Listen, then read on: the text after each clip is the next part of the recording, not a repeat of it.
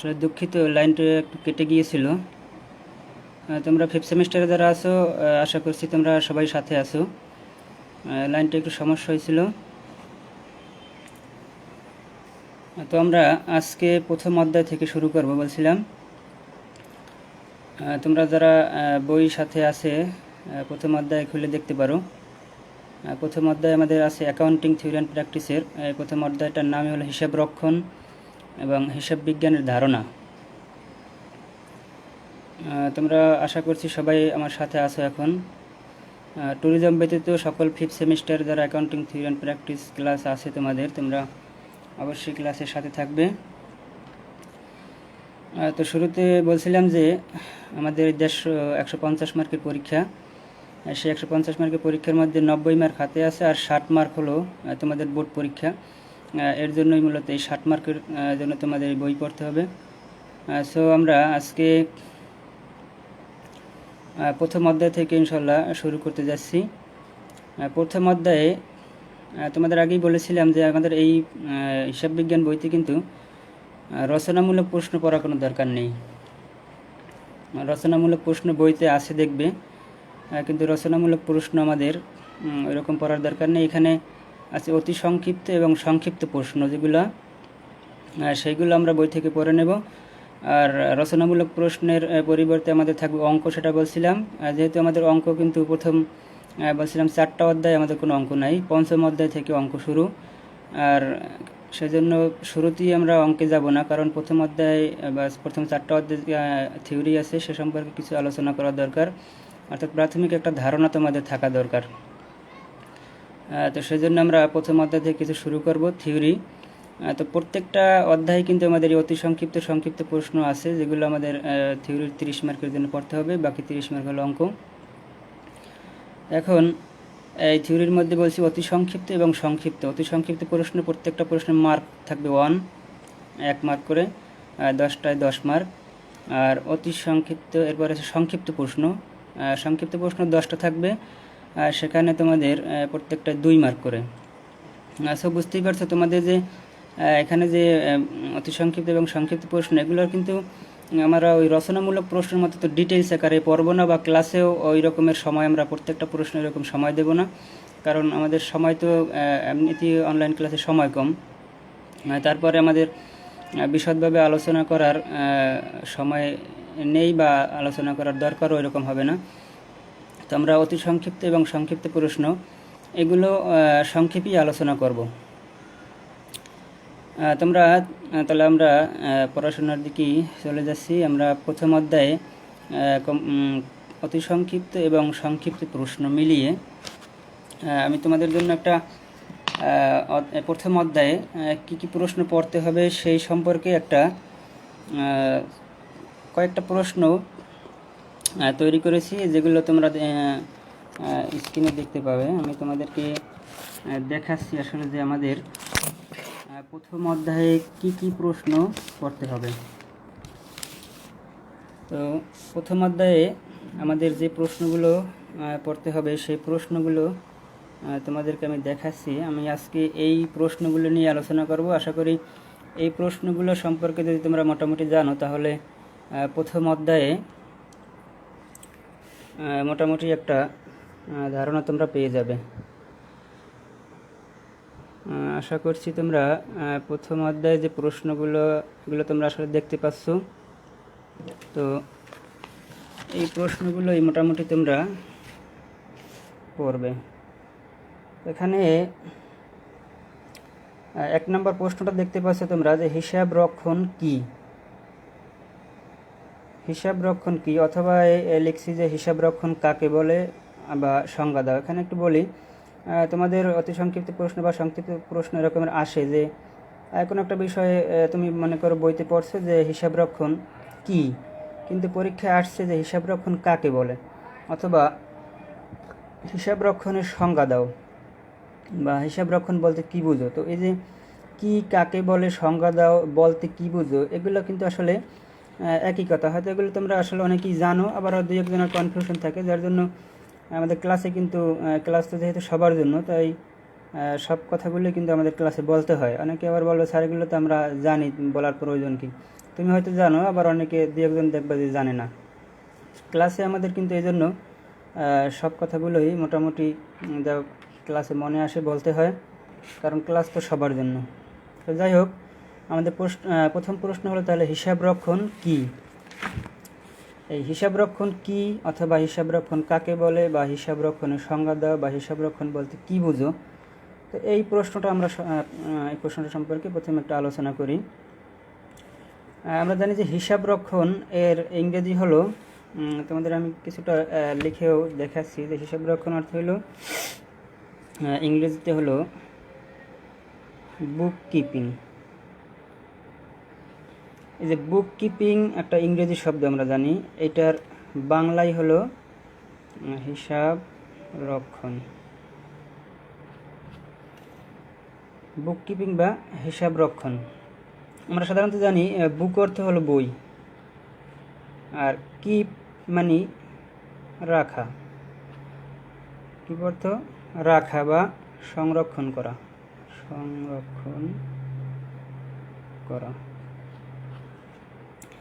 এখন বুক কিপিং আমরা জানি বুক অর্থ বই, আর কিপিং না মানে কিপ শব্দের অর্থ হলো রাখা বা সংরক্ষণ করা। এখন তাহলে এই যে বই রাখা বা বই সংরক্ষণ দ্বারা আসলে আমরা কি বুঝি? সাধারণত বুক কিপিং দ্বারা বোঝায়, তাহলে কি বোঝাচ্ছে যে বই সংরক্ষণ করা। তো বই সংরক্ষণ দ্বারা আসলে হিসাব রক্ষণের দিক দিয়ে আসলে হিসাব বিজ্ঞানের দৃষ্টিতে এই বই সংরক্ষণটা আসলে কি?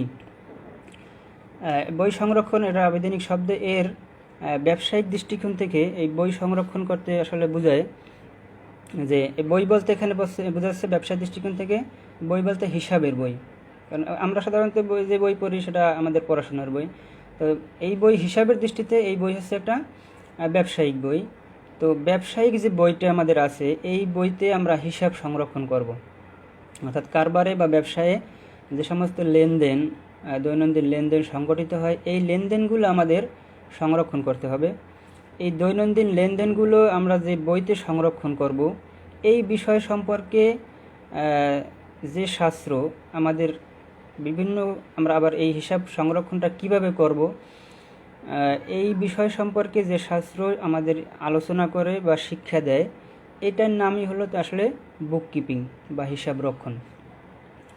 অর্থাৎ ব্যবসায়িক দৃষ্টিকোণ থেকে বুক কিপিং হচ্ছে বই সংরক্ষণ, অর্থাৎ হিসাবের বই সংরক্ষণ। এই হিসাবের বই সংরক্ষণ বলতে বোঝাচ্ছে যে আমাদের কারবারে যে সমস্ত লেনদেন সংগঠিত হয়, এই কারবারে সংগঠিত লেনদেনগুলো আমরা কিভাবে সংরক্ষণ করব, এই যে কিভাবে, এইটাই হলো একটা মূল বিষয়, কিভাবে সংরক্ষণ করব। এই সংরক্ষণের একটা পদ্ধতি আছে।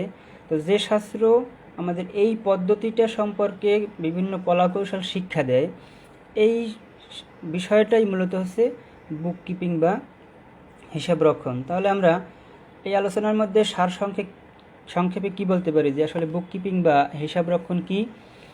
যে বুক কিপিং বা হিসাব রক্ষণ হচ্ছে যে শাস্ত্র পাঠ করলে, অর্থাৎ যে শাস্ত্র পাঠ করলে আমরা কারবারের দৈনন্দিন লেনদেনগুলো সুষ্ঠু এবং সুন্দরভাবে সংরক্ষণ করতে পারি, এবং এই সংরক্ষণের বিষয়গুলো যে শাস্ত্র আমাদের শিক্ষা দেয়, বা এই সংরক্ষণের কলাকৌশল যে শাস্ত্র আমাদের শিক্ষা দেয়, তার নামই হচ্ছে হিসাব রক্ষণ বা বুক কিপিং। আশা করছি মোটামুটি তোমরা বুক কিপিং বা হিসাব রক্ষণ কি এটা বুঝতে পারছো। আমি আবার বলি, বুক শব্দের অর্থ বই আমরা জানি, আর কিপ অর্থ রাখা। তো বুক বলতে এখানে বোঝাচ্ছে হিসাবের, ব্যবসায়িক দৃষ্টিকোণ থেকে বুক বলতে বা বই বলতে হিসাবের বইকে বোঝাচ্ছে। আর সংরক্ষণ বলতে আমরা এই কারবারের লেনদেন যে সংগঠিত হয় সেগুলো কিভাবে সংরক্ষণ করব। তো এই হিসাবের বইতে আমাদের কারবারের লেনদেনগুলো কিভাবে সংরক্ষণ করব, এই সম্পর্কে যে শাস্ত্র আমাদের শিক্ষা দেয়, সেইটার নামই হচ্ছে হিসাব রক্ষণ বা বুক কিপিং। আশা করছি তোমরা বুক কিপিং বা হিসাব রক্ষণ কি সেটা সম্পর্কে মোটামুটি অবগত হয়েছো। এরপরে আমরা যাব দ্বিতীয় প্রশ্ন।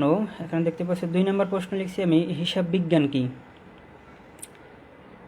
হিসাব বিজ্ঞান, প্রথমে আমরা তাহলে জানলাম হিসাব রক্ষণ, এরপরে এখন আসবো আমরা হিসাব বিজ্ঞান কি। তো হিসাব রক্ষণ একটু বলি। হিসাব রক্ষণ এটা আদি যুগ থেকেই, মানে হিসাব রক্ষণ হলো এই যে হিসাব বিজ্ঞান এবং হিসাব রক্ষণ, এইটার প্রথম ধাপ হলো হিসাব রক্ষণ। অর্থাৎ আমাদের কারবারে যে লেনদেন সংগঠিত হয়, সেই লেনদেনগুলো কিন্তু আমাদের প্রথমে সংরক্ষণ করতে হয়, অর্থাৎ কোনো একটা বইতে আমাদের প্রথমে লিপিবদ্ধ করে রাখতে হয়। এরপরে আমরা পরবর্তীতে সেটা থেকে এই লিপিবদ্ধ লেনদেন থেকে আমরা জানব পরবর্তীতে যে ব্যবসায় কীভাবে লাভ লোকসান বা আর্থিক অবস্থার বিবরণী, মোট লাভ বা ক্ষতি কীরকম হয়েছে, সে বিষয়গুলো হলো পরবর্তী বিষয়। কিন্তু এই লাভ ক্ষতি আর্থিক অবস্থা জানার আগের যে বিষয়টা, সেইটাই কিন্তু মূলত হিসাব রক্ষণ। তার মানে আমরা বলতে পারি যে হিসাব রক্ষণ হচ্ছে হিসাবের প্রাথমিক ধাপ বা প্রাথমিক বই, অর্থাৎ হিসাব রক্ষণ প্রাথমিক বই। আর এবারে যে আমরা আলোচনা করবো 2 নম্বর প্রশ্ন, হিসাব বিজ্ঞান। তো এই হিসাব বিজ্ঞান হচ্ছে তাহলে হিসাবের দ্বিতীয় ধাপ, অর্থাৎ হিসাব রক্ষণ হিসাবের প্রথম ধাপ। কারণ হিসাব রক্ষণে আমরা শুধুমাত্র কারবারের লেনদেনগুলো সংরক্ষণ করেছি। এবারে হিসাব বিজ্ঞানে গিয়ে আমরা সেই সংরক্ষিত হিসাব থেকে কারবারের বিভিন্ন মোট লাভ ক্ষতি আর্থিক অবস্থা এগুলো জানব। তাহলে আমরা হিসাব বিজ্ঞান বলতে আসলে কী বুঝি? তাহলে হিসাব বিজ্ঞান হলে তাহলে হিসাবের দ্বিতীয় ধাপ, অর্থাৎ হিসাব বিজ্ঞান তোমাদের লিখেই দেখাচ্ছি আমি, হিসাব বিজ্ঞান হিসাবের দ্বিতীয় ধাপ। তাহলে হিসাব বিজ্ঞান হবে হিসাবের দ্বিতীয় ধাপ। এখন এই দ্বিতীয় ধাপে এসে আমরা কি করব, যে আমরা প্রথম ধাপে অর্থাৎ হিসাব রক্ষণে হিসাবগুলো কেবলমাত্র এই যে সংরক্ষণের কথা বলছিলাম, যে প্রথমে আমরা হিসাব রক্ষণে শুধুমাত্র লেনদেনগুলো সংরক্ষণ করেছি, ওখান থেকে কিন্তু কোনো আমরা তেমন লাভ লোকসান বা আর্থিক অবস্থা সম্পর্কে কিছুই জানতে পারবো না, কারণ হিসাব রক্ষণে কেবলমাত্র হিসাবগুলো আমরা সংরক্ষণ করে রেখেছি। এরপরে এসে আমরা দ্বিতীয় ধাপে অর্থাৎ এই যে হিসাব বিজ্ঞান, এই হিসাব বিজ্ঞান এই কারণে দ্বিতীয় ধাপ যে আমরা প্রথম ধাপে সংরক্ষণ করেছি, আর দ্বিতীয় ধাপে এসে এখন আমরা সেখান থেকে কারবারের যে মনে করো মোট লাভ বা ক্ষতি, অর্থাৎ কারবার তো লাভ হইতে পারে ক্ষতি হইতে পারে, সেই মোট লাভ হতে পারে ক্ষতি হতে পারে, আবার একটা নিট লাভ বা ক্ষতি এটাও হতে পারে, আবার কারবারের বিভিন্ন আর্থিক অবস্থা মানে হচ্ছে দেনা পাওনা, অর্থাৎ কারবার কী রকমের দেনা আছে আর কারবার কী রকমের অন্য ব্যক্তির নিকট থেকে পাবে। এই যে কারবারের মোট দেনা পাওনা, এটাকে আর্থিক অবস্থা বলা হয়। তো কারবারের দেনা পাওনা অর্থাৎ আর্থিক অবস্থা, নিট লাভ বা ক্ষতি, মোট লাভ বা ক্ষতি, এই যে বিষয়গুলো, এই কারবারের লাভ ক্ষতি আর্থিক অবস্থা জানার জন্য আমাদের যে শাস্ত্র দরকার, সেইটার নামই কিন্তু মূলত হিসাব বিজ্ঞান। অর্থাৎ সংরক্ষিত লেনদেন থেকে আমরা কারবারের মোট লাভ ক্ষতি, কারবারের আর্থিক অবস্থা জানার জন্য যে শাস্ত্র আমাদের শিক্ষা দেয়, সেইটার নামই হলো হিসাব বিজ্ঞান। তাহলে আমরা হিসাব বিজ্ঞানের সংজ্ঞা কী বলতে পারি, যে শাস্ত্র পাঠ করলে আমরা কারবারের মোট লাভ ক্ষতি, নিট লাভ ক্ষতি অথবা কারবারের আর্থিক অবস্থা জানতে পারি, সেই শাস্ত্রের নামই হলো হিসাব বিজ্ঞান। অর্থাৎ হিসাব বিজ্ঞান থেকেই আমরা মোট লাভ ক্ষতি, নিট লাভ ক্ষতি, আর্থিক অবস্থায় দেনা পাওনা, কারবারের এই সমস্ত বিষয়গুলো আমরা হিসাব বিজ্ঞান থেকে জানতে পারবো। সো তাহলে হিসাব বিজ্ঞান এবং হিসাব রক্ষণ কী, এটা কিন্তু আমরা বুঝতে পারছি। আগে আমরা কিন্তু বুঝতাম যে আসলে হিসাব রক্ষণ আর হিসাব বিজ্ঞান মনে হয় একই বিষয়, কিন্তু আসলে বিষয় না। হিসাব রক্ষণ এবং হিসাব বিজ্ঞান দুটো আলাদা বিষয়, যদিও একটার সাথে আর একটার সম্পৃক্ততা রয়েছে, কারণ হিসাব রক্ষণ থেকেই কিন্তু এই হিসাব বিজ্ঞান উৎপত্তি লাভ করছে। কারণ হিসাব রক্ষণ হলো প্রাথমিক ধাপ বলছিলাম, আর হিসাব বিজ্ঞান হচ্ছে দ্বিতীয় ধাপ। সো হিসাব রক্ষণ এবং হিসাব বিজ্ঞান কিছুটা আলাদা হলেও দুটার মধ্যে কিন্তু কিছুটা সম্পর্ক আছে। কারণ হিসাব রক্ষণে প্রথম হিসাবগুলো সংরক্ষণ করতে হয়, অর্থাৎ কারবারের যে লেনদেন সংগঠিত হয় সেই লেনদেনগুলো আমরা প্রথমে হিসাব রক্ষণ বইয়ে সংরক্ষণ করি, সেখান থেকে আমরা দ্বিতীয় ধাপে হিসাব বিজ্ঞানে গিয়া সেই সংরক্ষিত হিসাব থেকে কারবারের মোট লাভ ক্ষতি, আর্থিক অবস্থা, দেনা পাওনা এগুলো কিন্তু নির্ণয় করি। সো দেখা যাচ্ছে যে আসলে তাহলে হিসাব রক্ষণকে বাদ দিয়ে কিন্তু আমরা হিসাব বিজ্ঞান পাবো না, কারণ হিসাব যদি আমরা সংরক্ষণ না করি সেখান থেকে তাহলে আমরা কীভাবে আর্থিক অবস্থার লাভ ক্ষতি আমরা নির্ণয় করব। সুতরাং হিসাব রক্ষণ এবং হিসাব বিজ্ঞান আলাদা হলেও দুইটার মধ্যে সম্পৃক্ততা আছে, একটার সাথে আর একটা সম্পৃক্ত। কারণ প্রথমেই হিসাব রক্ষণ সংরক্ষণ করতে হয়, তারপর থেকে আমরা এই কারবারের লাভ ক্ষতি, আর্থিক অবস্থা নির্ণয় করব। তাহলে আমরা মোটামুটি হিসাব রক্ষণ এবং হিসাব বিজ্ঞান কী সেটা কিন্তু মনে হয় বুঝতে পারছি। আমি আবারও বলছি, এই হিসাব যেহেতু আমাদের বইটার নামই হলো হিসাব রক্ষণ হিসাব বিজ্ঞান, এই যে অ্যাকাউন্টিং মানেই হলো হিসাব বিজ্ঞান। আসলে হিসাব বিজ্ঞান কি ইংরেজিতে এই যে অ্যাকাউন্টিং বলা হয়। তো হিসাব বিজ্ঞান হচ্ছে অ্যাকাউন্টিং, আর ওই যে বুক কিপিং মানে হিসাব রক্ষণ। তাহলে আমাদের বইটার নামই কিন্তু আগে ছিল হিসাব রক্ষণ ও হিসাব বিজ্ঞান। তোমাদের এই 16 প্রবিধানে এসে বইটার নাম একটু চেঞ্জ করেছে। তোমরা 16 প্রবিধানের আগে দেখবে যে বইয়ের নামই ছিল হিসাব রক্ষণ ও হিসাব বিজ্ঞান। বইটার নামই ছিল বুক কিপিং অ্যান্ড অ্যাকাউন্টিং। তোমাদের আগের যে বইটা ছিল 16 প্রবিধানের আগে, তখন বইটার নামই ছিল বুক কিপিং অ্যান্ড অ্যাকাউন্টিং। এখন এই 16 প্রবিধানে এসে বইটার নাম একটু চেঞ্জ করেছে, যে অ্যাকাউন্টিং থিওরি অ্যান্ড প্র্যাকটিস। মানে এখানে কিছু তোমাদের ব্যবহারিক বিষয় বলতে আসলে বইয়ের ভিতরে কিছুই নতুন নাই, ওই আগে যা ছিল সেইটাই, শুধু নাম চেঞ্জ হয়েছে অ্যাকাউন্টিং থিওরি অ্যান্ড প্র্যাকটিস। এই নাম চেঞ্জ করে শুধুমাত্র তোমাদের নম্বরটা বাড়িয়েছে, যে আগে 100 মার্কের পরীক্ষা হতো, এখন 150 মার্কের পরীক্ষা, এই আর কিছু না। যাই হোক, আমাদের বইয়ের নামই ছিল আগে যে হিসাব রক্ষণ ও হিসাব বিজ্ঞান, মানে বুক কিপিং অ্যান্ড অ্যাকাউন্টিং। তো যাই হোক, আমরা সেই বইয়ের নাম যেহেতু বুক কিপিং অ্যাকাউন্টিং বা এখন অ্যাকাউন্টিং থিওরি অ্যান্ড প্র্যাকটিস, তাহলে আমাদের প্রথমে এই বুক কিপিং কী এবং অ্যাকাউন্টিং কী এইটা সম্পর্কে কিন্তু ধারণা থাকতে হবে। যেমন তোমাকে যে কোনো স্যার হঠাৎ করে তোমাকে প্রশ্ন করে বসতে পারে যে বলো তো হিসাব বিজ্ঞান কী। তোমরা 5th সেমিস্টার পড়ো না, তো তোমরা তো এই পর্বে হিসাব বিজ্ঞান আছে তোমাদের, নাকি অ্যাকাউন্টিং আছে না, তুমি বলো তো হিসাব বিজ্ঞান কী বা হিসাব রক্ষণ কী। হঠাৎ করে তোমার যে কোনো ডিপার্টমেন্টের একজন স্যার কিন্তু তোমার এই প্রশ্নটাই করবে, কারণ ওই স্যার হঠাৎ করে এই প্রশ্নটাই হয়তো জানে, বা অনেক প্রশ্ন জানলেও তোমাকে প্রাথমিকভাবে তোমার প্রাথমিক নলেজ ধরার জন্য তোমাকে এই প্রশ্নটাই সবাই করবে, যে বলো তো হিসাব বিজ্ঞান কী আসলে। তো এখন আমরা হিসাব বিজ্ঞান একটা পরীক্ষা দিয়ে পাসও করব। তো সেক্ষেত্রে হিসাব বিজ্ঞান কী এইটা যদি আমরা না জানতে পারি, তাহলে কিন্তু আমাদের একটা মোটামুটি ব্যর্থতা।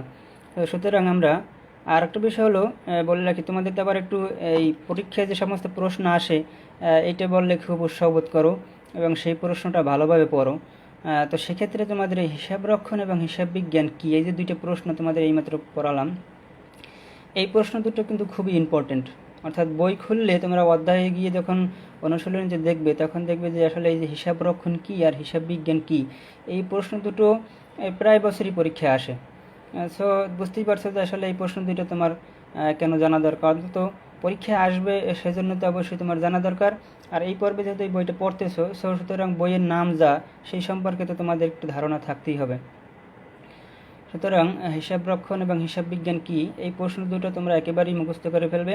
আমি তোমাদের বোঝার জন্য আবার বলছি যে হিসাব রক্ষণ কী, সংক্ষেপে এখন সংজ্ঞা বলবো, কারণ এতক্ষণ কিছু একটা বুঝিয়েছি তোমাদের মোটামুটি, যে বুক কিপিং বা হিসাব রক্ষণ। আমি বলছি যে এক্ষেত্রে হিসাব রক্ষণে শুধুমাত্র আমরা হিসাবগুলো সংরক্ষণ করব, আর এই হিসাবগুলো আমরা কিভাবে সংরক্ষণ করব বইতে, এই কলাকৌশল যে শাস্ত্র আমাদের শিক্ষা দেয় সেটাই হিসাব রক্ষণ। আমি আবার বলছি যে হিসাব রক্ষণ বা বুক কিপিং হলো যেখানে আমরা হিসাব সংরক্ষণ করব। এই কীভাবে হিসাব সংরক্ষণ করব, এই হিসাব সংরক্ষণের বিষয়টা আমাদের যে শাস্ত্র শিক্ষা দেয়, বা হিসাব সংরক্ষণ কিভাবে করব এই কলাকৌশল আমাদের যে শাস্ত্র শিক্ষা দেয়, সেটাই হচ্ছে হিসাব রক্ষণ। এটা হিসাবের প্রাথমিক ধাপ। আর এবারে আসো হিসাব বিজ্ঞান কি। হিসাব বিজ্ঞান বলছে হিসাবের দ্বিতীয় ধাপ, অর্থাৎ হিসাব সংরক্ষণ। অর্থাৎ হিসাব রক্ষণে আমরা যে সমস্ত লেনদেনগুলো সংরক্ষণ করেছিলাম, সেখান থেকে কিভাবে আমরা কারবারের মোট লাভ ক্ষতি আর্থিক অবস্থা জানব। তার মানে যে শাস্ত্র আমাদের সংরক্ষিত হিসাব থেকে কারবারের লাভ ক্ষতি আর্থিক অবস্থা সম্পর্কে অবগত করে, সেই শাস্ত্রটাকেই বলা হয় হিসাব বিজ্ঞান। তাহলে আমরা হিসাব রক্ষণ এবং হিসাব বিজ্ঞান কি মোটামুটি একটু জানতে পারলাম। এ নিয়ে আর বেশি আলোচনা করব না, কারণ এই আমি বলছি অতি সংক্ষেপে আলোচনা করব, কিন্তু এই দুটো কিন্তু মোটামুটি একটু বিশদ আলোচনাই হয়ে গেছে, কারণ এই প্রশ্ন দুটো পরীক্ষা আসেও এবং এই দুটো তোমাদের জানা দরকার। যাই হোক, এখন আমরা এই যে দুটো প্রশ্ন মোটামুটি তোমাদের আয়ত্তে আসছে আশা করি, হিসাব রক্ষণ কি এবং হিসাব বিজ্ঞান কি। এবারে আসবো আমরা তাহলে 3 নম্বর প্রশ্ন। 3 নম্বর প্রশ্ন আসো, হিসাব বিজ্ঞানের জনক কে। আমরা এখন জানবো যে হিসাব বিজ্ঞানের জনক কে। আমরা জানি যে কোনো বিষয়েরই কিন্তু একজন ফাদার থাকে, মানে জনক থাকে। তো হিসাব বিজ্ঞানেরও এরকম একজন জনক আছে। আমরা জানি হিসাব বিজ্ঞানের জনকের নামটা লিখি, তারপরে একটু আলোচনা করি, তোমরা বুঝতে পারবে যে হিসাব বিজ্ঞানের তাই লিখব। হিসাব বিজ্ঞানের জনক কি, নামটাকে লেখি। ইংরেজি এবং বাংলা দুইটাই তোমাদের লিখবো, তোমরা যে কোনো একটা মুখস্থ করবে, কারণও বলতেছি, আগে লিখি। হিসাব বিজ্ঞানের জনক যে লুকা, LUCA, লুকা।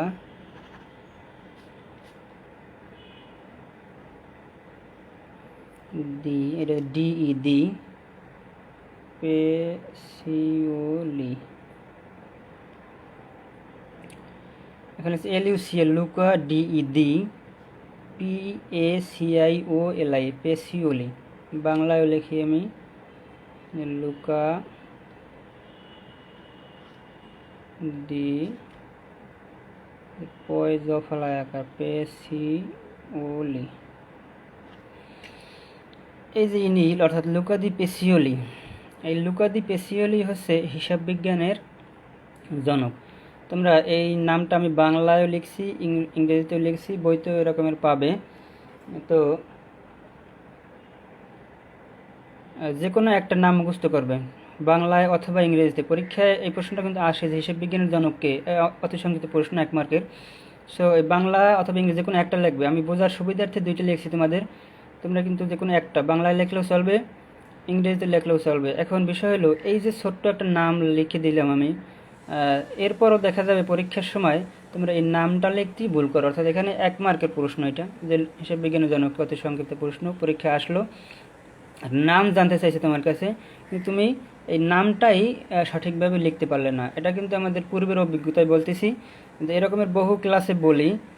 তারপরও পরীক্ষার হলে, মানে পরীক্ষায় যখন আমরা খাতা দেখি, তখন দেখি যে এই একটা নাম, শুধুমাত্র এই নামটাই তোমরা লিখতে পারো না। নামটা লিখতে গিয়েই বানান ভুল, সেটা বাংলায় ভুল করে, আবার ইংরেজিতেও ভুল করে।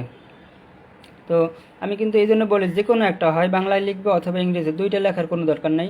বাংলায় লিখলেও স্যার বুঝবে, ইংরেজিতে লিখলেও স্যার বুঝবে যে কী লিখছো, কিন্তু বানানটা শুদ্ধ হওয়া চাই। তুমি বাংলায় লিখলেও বানান এরকম লিখবে, ইংরেজিতে লিখলেও একই রকমের বানান হচ্ছে। যেহেতু এটা নাম, তুমি আলাদা করে তো অক্ষর চেঞ্জ করতে পারবে না। সো হিসাব বিজ্ঞানের জনককে আমরা এইমাত্র জানলাম যে হিসাব বিজ্ঞানের জনক হচ্ছে লুকা দি পেসিওলি।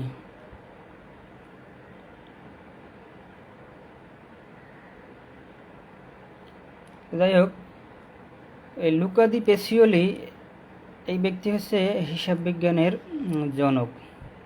তিনি মূলত ছিল একজন গণিত শাস্ত্রবিদ ও ইতালিতে, ওনার বাড়ি হলো ইতালি। তিনি ইতালির একজন ধর্মযাজকও ছিলেন।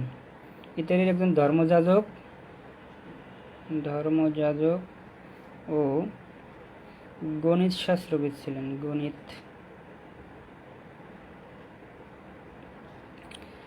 এই যে ইতালি একজন ধর্মযাজক ও গণিত শাস্ত্রবিদ লুকা দি পেসিওলি, তিনি হিসাব বিজ্ঞানের ক্ষেত্রে একটা আমূল পরিবর্তন এনেছেন। অর্থাৎ এর আগে কখনো কিন্তু এই হিসাবগুলোকে এরকমের সুষ্ঠুভাবে সংরক্ষণ করা হতো না, এবং তার আগে যে সিস্টেম ছিল সেখান থেকে কারবারের আর্থিক অবস্থা বা লাভ ক্ষতি, লাভ লোকসান এগুলো সঠিকভাবে জানাও যেত না। তো এই লুকা পেসিওলি অনেক গবেষণা করে তিনি হিসাব থেকে, মানে ওই যে সংরক্ষিত হিসাব থেকে কিভাবে কারবারের সঠিক আর্থিক অবস্থা, লাভ লোকসান এগুলো নিরূপণ করা যায়, তো সেই ক্ষেত্রে তিনি একটা নতুন পদ্ধতি আবিষ্কার করলেন। ওনার এই পদ্ধতিটার নাম হচ্ছে ডাবল এন্ট্রি সিস্টেম। ইংরেজিতে হলো ডাবল এন্ট্রি সিস্টেম, মানে বাংলা হচ্ছে দুতরফা দাখিলা পদ্ধতি। এখন এই যে ডাবল এন্ট্রি সিস্টেম বা দুতরফা দাখিলা পদ্ধতি, এটা তোমরা অনেকে ডেবিট ক্রেডিটের নাম শুনছো। ডেবিট ক্রেডিট,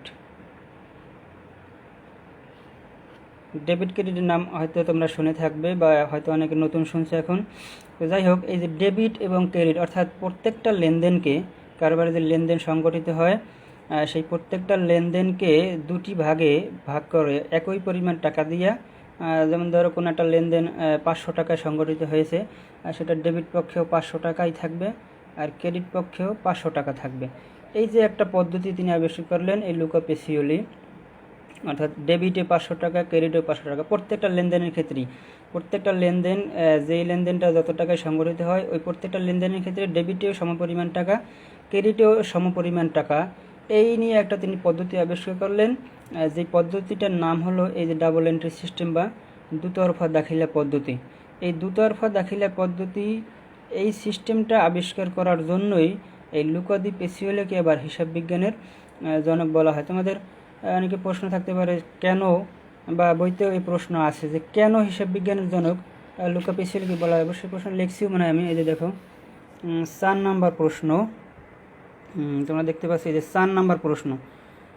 3 নাম্বার ছিল হিসাব বিজ্ঞানের জনককে, সেটা লিখে দেখালাম যে হিসাব বিজ্ঞানের জনক হচ্ছে লুকা দি পেসিওলি।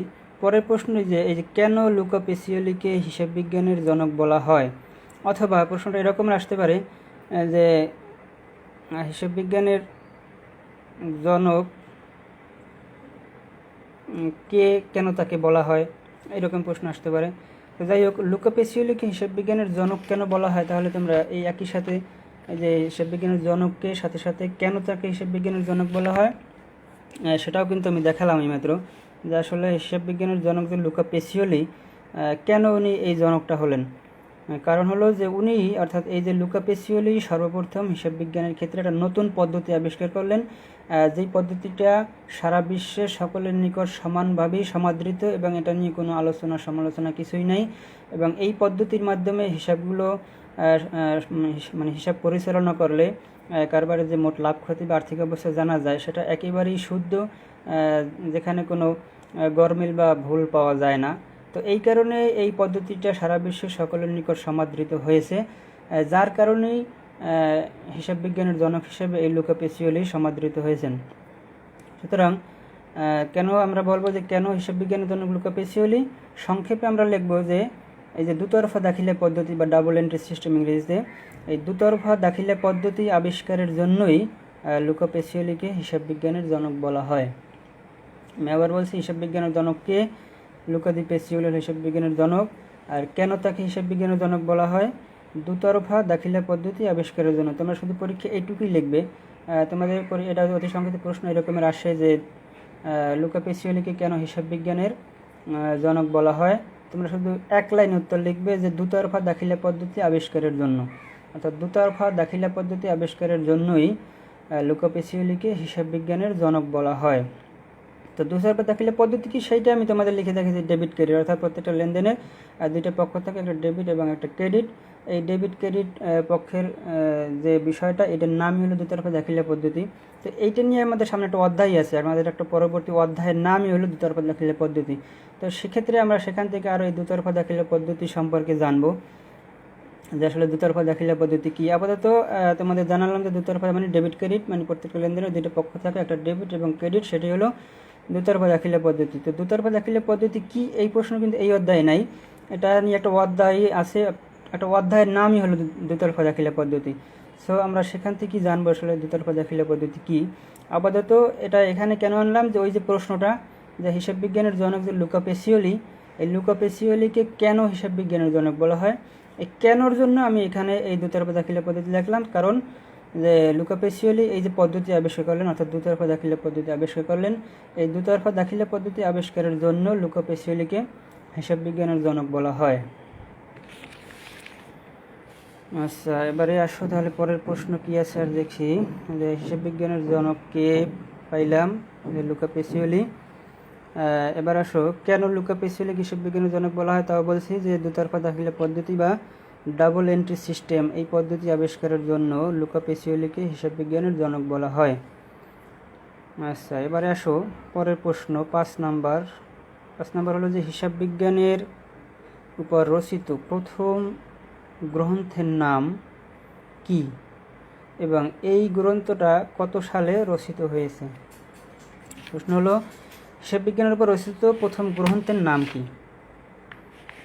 এবং এই বইটা কত সালে রচিত হয়েছে। আমি এগুলো লিখি, তোমরা এই নামটাও মুখস্থ করবে, কারণ পরীক্ষায় আসে যে হিসাব বিজ্ঞানের উপর রচিত প্রথম বইটার নাম কি।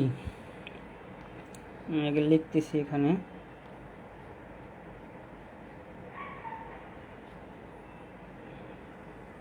যে SUMMA সুম্মাদি DED, তারপর হচ্ছে এরিথমেটিকা ARITHMETICA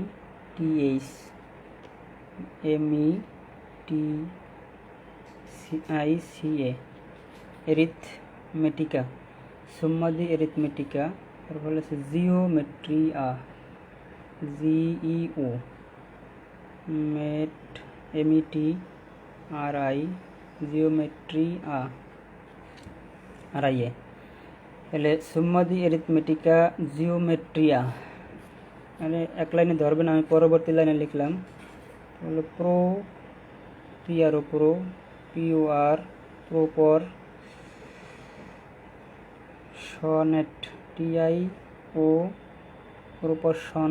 এরপর পরবর্তীতে লিখবা ET, এটা একটা ইতালিয়ান শব্দ। যেমন এই যে DED লিখছি, এখানে এই ডি মানে এটা এই বইটা কিন্তু ইতালিয়ান ভাষায় লেখা। যাতে আমরা জানি, একটু আগে বলছি যে হিসাব বিজ্ঞানের জনক যে লুকা পেসিওলি, ওনার বাড়ি কিন্তু ইতালিতে। তো উনি ইতালিয়ান ভাষায় এগুলো লিখছেন, পরবর্তীতে ইংরেজিতে আবার হয়তো কিছুটা হয়েছে। তো যাই হোক, এখানে DE মানে ইংরেজিতে আমরা যে TACD লিখি, এই দি আর এই দি কিন্তু একই। ইংরেজিতে যে TACD লিখি আর সেটা ইটালিয়ান DED একই, কিন্তু আমরা এই ইংরেজি শব্দটা এখানে ব্যবহার করতে পারবো না, কারণ লুকা পেসিওলি উনি ওনার গ্রন্থে এই ডি ব্যবহার করছে। এইরকমেরই একটা ইটি। সুতরাং সুম্মাদি এরিথমেটিকা জিওমেট্রিয়া প্রপরশন এট, এরপর হলো আবার আছে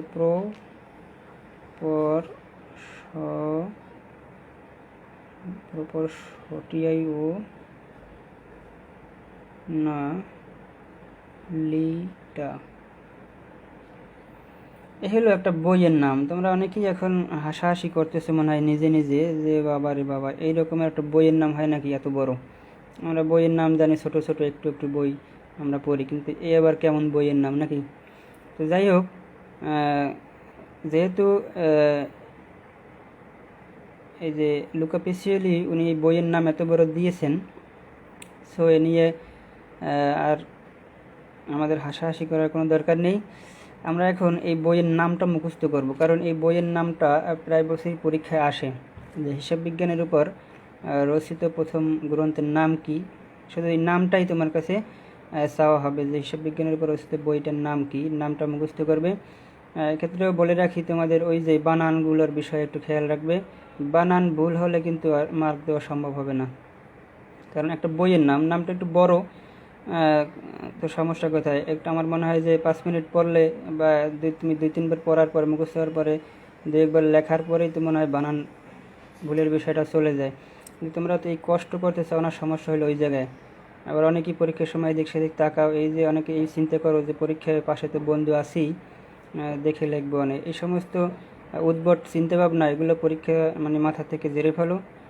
যা আমি মনে করো তোমাদেরকে এই প্রতিদিনটা পড়াচ্ছি, এগুলো যদি একটু মনোযোগ দিয়ে দেখো এবং একটু হয়তো আধা ঘন্টা বা 1 ঘন্টা পড়ো, তাহলে কিন্তু আর ওই যে পাশের বন্ধু কি লিখতেছে ওদিকে কিন্তু তাকানোর প্রয়োজন হয় না। কিন্তু তোমরা নিজেরাই একটু কষ্ট করো না বিধায় কিন্তু ওই পাশের বন্ধুর দিকে তাকানো লাগে, যে পাশের বন্ধু আবার কি লিখতেছে একটু দেখি। তো যাই হোক, তোমরা এই বইটার নাম মুখস্থ করবে। এটা বাংলায়ও লিখতে পারো, ইংরেজিতেও লিখতে পারো। আমি এখানে ইংরেজিতে লিখে দিলাম, তোমরা এটা মুখস্থ করবে। আমি মনে করি যে আসলে ইংরেজি নামটাই সহজ, বাংলায় আবার অনেকে বানান ভুল করে বসো। অনেকে মনে করতে পারে যে বাংলায়, তুমি মনে করো এইটা যদি বাংলায় লিখতে যাও তাহলে কিন্তু আরও তোমার কাছে কঠিন হয়ে যাবে। যেমন আমি এখানে লিখতেছি, এই যে দেখো বাংলায় লেখি, সরস্বকর ডাবল ম, কিন্তু এটা সুম্মাদি এরিথমেটিকা মেটিকা হলো GO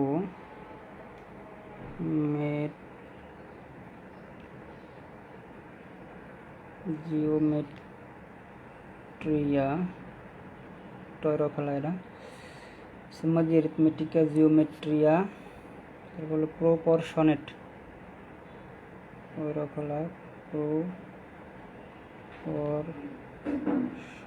প্রপরশন এর হলো প্রপরশনেট, তারপর হলো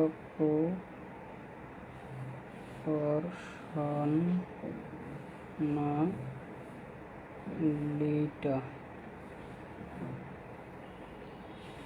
এলাই, এ হলো বাংলায়। তোমরা দেখো বাংলায় লিখছি যে সুম্মা দি অ্যারিথমেটিকা জিওমেট্রিয়া প্রপরশন এট, এই যে ইটি সেটা এ সর্বনেট এট লিখছি, এরপর হলো প্রপরশনালিটা। তো তোমরা বাংলায় অথবা ইংরেজিতে যে কোনো একটা লিখলেই চলবে, দুইটা লেখার কোনো প্রয়োজন নেই। বাংলায় লিখলেও হবে, ইংরেজিতে লিখলেও হবে, কিন্তু বানানগুলো শুদ্ধভাবে হওয়া চাই। বানান অবশ্যই শুদ্ধ করবে। আমি উচ্চারণটা আবার বলতেছি তোমাদের। বইটার নাম, অর্থাৎ এটা হলো হিসাব বিজ্ঞানের উপর রচিত প্রথম বইয়ের নাম, অর্থাৎ ধরতে পারো এটা একটা হিসাব বিজ্ঞান বইয়ের নাম বলতে পারো। যে হিসাব বিজ্ঞানের উপরে যে রচিত হলো এই প্রথম বইটার নাম কি? এটার নাম হচ্ছে সুম্মা দি অ্যারিথমেটিকা জিওমেট্রিয়া প্রপরশনালিটা। আবার বলছি সুম্মা দি অ্যারিথমেটিকা জিওমেট্রিয়া প্রপরশনালিটা, এটা হলো হিসাব বিজ্ঞানের উপর রচিত প্রথম গ্রন্থ। এই বইটা কিন্তু ওই যে হিসাব বিজ্ঞানের জনক লুকা পেসিওলি, তিনিই কিন্তু এই বইটা লিখছে।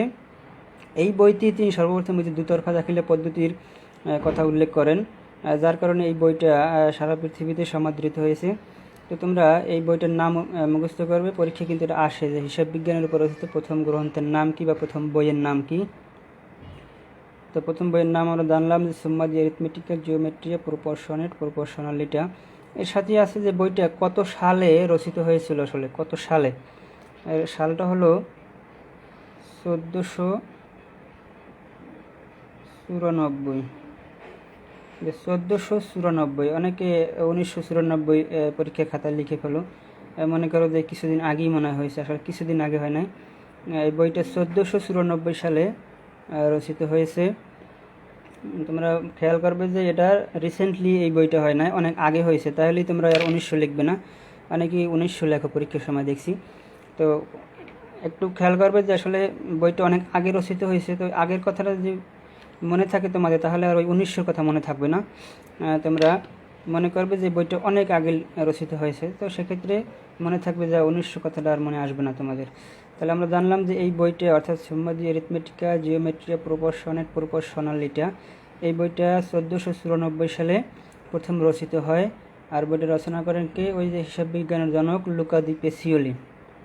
অর্থাৎ হিসাব বিজ্ঞানের জনক লুকা দি পেসিওলি তিনি হিসাব বিজ্ঞানের উপর একটা বই রচনা করেন, যে বইটার নাম হলো সুম্মা দি অ্যারিথমেটিকা জিওমেট্রিয়া প্রপরশনালিটা। এই বইটা সর্বপ্রথম তিনি রচনা করেন 1494 সালে। তো আমরা হিসাব বিজ্ঞান সম্পর্কে মোটামুটি কিন্তু একটু আলোচনা বুঝতে পারলাম, যে হিসাব রক্ষণ কি,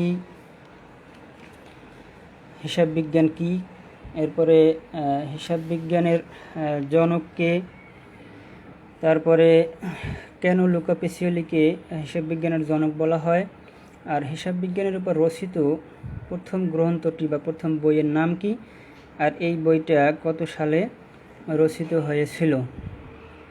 মোটামুটি 5টা প্রশ্ন তোমাদের আলোচনা করলাম। তোমাদের বই খুললে অনুশীলনীতে গেলে কিন্তু তোমরা এই প্রশ্নগুলো পাবে এবং দেখবে যে এই যে 5টা প্রশ্ন আলোচনা করলাম, এই 5টা প্রশ্ন প্রত্যেকটাই অতি সংক্ষিপ্ত প্রশ্ন বা সংক্ষিপ্ত প্রশ্ন হইতে পারে। এবার যে ওই লুকা পেসিওলিকে কেন হিসাব বিজ্ঞানের জনক বলা হয়, এটা সংক্ষিপ্ত প্রশ্ন হইতে পারে। আবার হিসাব বিজ্ঞানের রচিত প্রথম গ্রন্থের নাম কি, বইটি কত সালে রচিত হয়েছে, এটা সংক্ষিপ্ত প্রশ্ন হইতে পারে। তো তোমরা অনুশীলনতে গিয়ে দেখবে যে আসলে এই প্রশ্ন 5টা পরীক্ষায় প্রায় বছরই আসে, দেখবে যে এইটা আসছে না তো ওইটা আসছে, নাহলে এইটা আসছে। অর্থাৎ এই 5টা প্রশ্নই ঘুরে ফিরে কিন্তু তোমাদের পরীক্ষায় আসে। প্রশ্নগুলো আবার দেখাচ্ছি তোমাদের স্ক্রিনে, আমি দেখাচ্ছি, প্রয়োজনীয় স্ক্রিনশট দিয়ে অনেকে রাখতে পারো বা পরবর্তীতে তো অবশ্যই এই প্রশ্নগুলো তোমরা, এই যে আমি এখানে 10টা প্রশ্ন দিলাম, কিন্তু এই 10টা প্রশ্নই তোমরা এই প্রথম অধ্যায় থেকে পড়লে আর প্রথম অধ্যায় থেকে কোনো প্রশ্ন পড়ার প্রয়োজন হবে না। এই 10টা প্রশ্ন পড়লেই তোমাদের প্রথম অধ্যায় শেষ হবে। বাকি প্রশ্নগুলো আলোচনা করব। তো প্রথম 5টা প্রশ্ন যে আলোচনা করলাম, এই 5টা প্রশ্ন হলো একেবারে মোস্ট ইম্পর্টেন্ট প্রশ্ন। এই 5টা প্রশ্নই তোমরা পরবর্তীতে আবার কিন্তু বলতে পারবে না স্যার আমাদের একটা সাজেশন দেন। আমি কিন্তু প্রত্যেক ক্লাসে যা পড়াবো এইটাই হলো একেবারে মোস্ট সাজেশন। এরপরে কেউ কোনোদিন কিন্তু সাজেশন চাইতে পারবে না যে স্যার, কারণ অনেকে ক্লাস করবে না, এরপরে এসে বলবে সাজেশন দাও। এই যারা ক্লাস করবে না তাদের তো আমি দেখতেই পারবো যারা এই রোল নাম্বার কমেন্টে নাই ক্লাস করছো কি না। তো আর জানোই তো 90 মার্ক হাতে আছে, সুতরাং ক্লাস না করিয়া ওই চালাকি করবা আর আছে একটা সাজেশন দেন স্যার আমি তো ক্লাস করতে পারিনি, আমার এই সমস্যা ছিল সেই সমস্যা ছিল। এখন তো আর কোনো সমস্যা থাকার কথা না, কলেজেও আসা লাগে না, অনলাইনে ক্লাস, ঘরে বসে তুমি যেখানে ইচ্ছে সেখানে বসেই ক্লাসে অংশগ্রহণ করতে পারো। প্রয়োজনে বাথরুমে গিয়েও ক্লাসে অংশগ্রহণ করতে পারো, তাতেও তো কোনো সমস্যা নেই। এরপরে যদি বলো যে স্যার আমি ক্লাস করতে পারিনি, আমার এই সমস্যা সেই সমস্যা, কোনো সমস্যা কিন্তু দেখা হবে না। আমি বলছি যে এই যে ক্লাসে তোমাদের প্রত্যেকটা ক্লাসে যে প্রশ্নগুলো আমি এরকমই দেবো প্রত্যেকটা অধ্যায় থেকে, যে কী কী প্রশ্নগুলো তোমাদের প্রত্যেকটা অধ্যায় থেকে পড়তে হবে। সুতরাং পরবর্তীতে আবার সাজেশন চাবো না যে স্যার একটা সাজেশন দেন। এইটাই হলো সবচেয়ে উত্তম সাজেশন, যে এই প্রশ্ন 10টা দিয়েছি তোমাদের প্রথম অধ্যায় থেকে, এর বাইরে তোমাদের পড়ার কোনো দরকার নেই। আর এর বাইরে যদি পরীক্ষা প্রশ্ন আসে তাইলে আমার ধরো যে স্যার প্রশ্ন তো আসে নাই। ওকে, তাহলে আমরা প্রথম 5টা প্রশ্ন এরা একেবারে বলছি যে এই প্রথম 5টা প্রশ্ন কিন্তু একেবারে মোস্ট ইম্পর্টেন্ট প্রশ্ন। এই 5টা প্রশ্ন তোমাদের অবশ্যই পড়তে হবে যদি পরীক্ষায় এদিক সেদিক না তাকাও আর কি। পরীক্ষায় আমি ওই বন্ধুর দিকে তাকাবো কী লেখছে একটু দেখি, এই সমস্ত চিন্তা ভাবনা আগে জারিয়ে ফেলো। এই জন্য বলছি যে প্রথম 5টা প্রশ্ন একেবারেই মুখস্থ করে ফেলবো, আর প্রত্যেকটা প্রশ্নের উত্তর হলে এক লাইন, কারণ অতি সংক্ষিপ্ত প্রশ্ন, এই এক লাইন উত্তর একেবারে মুখস্থ করে ফেলবে। এরপরে আসো আমরা পরবর্তী প্রশ্নগুলো নিয়ে একটু সংক্ষেপে আলোচনা করি, সময়ও বেশি নাই মনে হয়, সময় আছে মনে হয় 7-8 মিনিট। যাই হোক, এর ভিতরেই আমরা বাকি প্রশ্নগুলো একটু আলোচনা করব। এই বাকি প্রশ্নগুলো একটু কম ইম্পর্টেন্ট, তারপরও সংক্ষিপ্ত প্রশ্ন হিসাবে কিন্তু দেখবে যে পরের প্রশ্নগুলো যেমন 6 নম্বর আছে হিসাব রক্ষণের বৈশিষ্ট্য, সংক্ষিপ্ত প্রশ্ন এরকম আসতে পারে যে হিসাব রক্ষণের 2টি বা 3টি বা 4টি বৈশিষ্ট্য লেখো, হিসাব রক্ষণের উদ্দেশ্য বা সুবিধা কী। তারপরে হিসাব রক্ষণের এখানে আমি কিন্তু একই সাথে বইতে কিন্তু দেখবে তোমরা আলাদা উত্তর দেওয়া আছে, হিসাব রক্ষণের উদ্দেশ্যটা আলাদা প্রশ্ন, আবার সুবিধাও একটা আলাদা প্রশ্ন। তো আমি এখানে একত্রে দিছি, এর মানে তোমাদের বোঝা উচিত যে আসলে দুইটা একই উত্তর, তুমি আলাদা দেখলেও কিছু পয়েন্ট দেখবে যে দুইটার মধ্যে একই পয়েন্ট আছে, আমি ওইগুলোই আলোচনা করব যে একই পয়েন্ট কী রকমের আছে। সো এই একই পয়েন্ট থাকার কারণে আমি কিন্তু দুইটার একটা প্রশ্ন বানাই ফেলাইছি। সো এই দুইটার যে উত্তর একটা লেখলেই হইবে, উদ্দেশ্য সুবিধা প্রায় সেম, কিছু বৈশিষ্ট্য আছে, তারপরে বৈশিষ্ট্য প্রশ্নটা আলাদা লিখছি। তারপরে আছে হিসাব রক্ষণ, হিসাব বিজ্ঞানের মধ্যে বলছি যে 2টি পার্থক্য লেখো, হিসাব রক্ষণ হিসাব বিজ্ঞানের মধ্যে 2টি পার্থক্য, বইতে কিন্তু অনেক পার্থক্য আছে, 2টি লিখছি এই কারণে পরীক্ষায় তো সর্বোচ্চ তোমাদের 2 নম্বর থাকবে, তো 2টি 3টি 4টি হাইয়েস্ট এরকমেরই আসবে, যে হিসাব রক্ষণ হিসাব বিজ্ঞানের মধ্যে হয়তো 2টি বা 3টি বা 4টি পার্থক্য লেখো, 2টি বেশি আসে তোমাদের এই কারণে। এরপরে আছে হিসাব রক্ষণ কলা না বিজ্ঞান, আর শেষে একটা প্রশ্ন দিচ্ছি যে বুককিপিং থেকে একজন ব্যবসায়ী কী কী তথ্য পেতে পারে, এই প্রশ্নটা গত বছর আসছে, তো যার কারণে এই প্রশ্নটা তোমাদের অ্যাড করেছি যে শেষের প্রশ্নটা যে বুককিপিং থেকে অর্থাৎ হিসাব রক্ষণ, বুককিপিং মানে হিসাব রক্ষণ, এই হিসাব রক্ষণ থেকে একজন ব্যবসায়ী কী কী তথ্য পেতে পারে। তো আমরা এবারে তাইলে চলে যাব যে হিসাব রক্ষণের বৈশিষ্ট্য কী, এই প্রশ্নটা বেশি যেহেতু সময় নাই আমি সংক্ষেপে একটু এই বাকি 5টা প্রশ্ন আলোচনা করব, খেয়াল করে শোনো। আমি প্রথমে হিসাব 6 নম্বর প্রশ্ন যে হিসাব রক্ষণের বৈশিষ্ট্য কী, এই বৈশিষ্ট্যগুলো নিয়ে একটু আলোচনা করি। যে হিসাব রক্ষণের বৈশিষ্ট্যের মধ্যে আছে যে অর্থের অঙ্কের লেনদেনের প্রকাশ, এটা হিসাব রক্ষণের একটা বৈশিষ্ট্য, যে প্রত্যেকটা কারবারে যে লেনদেন সংগঠিত হয় এটা অবশ্যই টাকার অঙ্কে প্রকাশ পায়, টাকার অঙ্কে, হয়তো এটা 1 টাকা হোক 2 টাকা হোক আর 1 কোটি আর 5 কোটি টাকা, প্রত্যেকটা লেনদেনেরই একটা টাকা থাকে, এই টাকার অঙ্কে প্রকাশ পায়, এটা হিসাব রক্ষণের একটা বৈশিষ্ট্য। এরপরে হিসাব রক্ষণ বা হিসাব বিজ্ঞানের একটা গুরুত্বপূর্ণ বৈশিষ্ট্য হলো লেনদেনের দ্বৈত সত্তা। দ্বৈত সত্তা মানে 2টি সত্তা, এখানে 2টি সত্তা কি, ওই যে একটু আগে তোমাদের বলছিলাম দেখাই ডাবল এন্ট্রি সিস্টেম লিখে দেখাইছিলাম না, এই যে ডাবল এন্ট্রি সিস্টেম মানে ডেবিট ক্রেডিট, এই যে দুতরফা দাখিলা পদ্ধতির যে সিস্টেমটা, অর্থাৎ ডেবিট এই যে ডেবিট এবং ক্রেডিট, এই ডেবিট এবং ক্রেডিট এইটাকে মূলত দ্বৈত সত্তা বলা হয়। অর্থাৎ প্রত্যেকটা লেনদেনের দুটি পক্ষ থাকে, একটা ডেবিট এবং ক্রেডিট। এই লেনদেনের যে এই স্বাতন্ত্র একটা বৈশিষ্ট্য ডেবিট ক্রেডিট, এই লেনদেনের স্বাতন্ত্র বৈশিষ্ট্যকেই লেনদেনের দ্বৈত সত্তা বলে। এটা পরবর্তী অধ্যায়ে আমাদের 2 নম্বর অধ্যায়ে লেনদেন নামে একটা অধ্যায় আছে, সেখানে একটা প্রশ্নই আছে লেনদেনের দ্বৈত সত্তা বলতে কী বোঝো, সেই প্রশ্নটা কিন্তু পরীক্ষায় আবার আসে। তো এইখানে হিসাবরক্ষণের বৈশিষ্ট্যের মধ্যে একটা কোটেশন হলো লেনদেনের দ্বৈত সত্তা।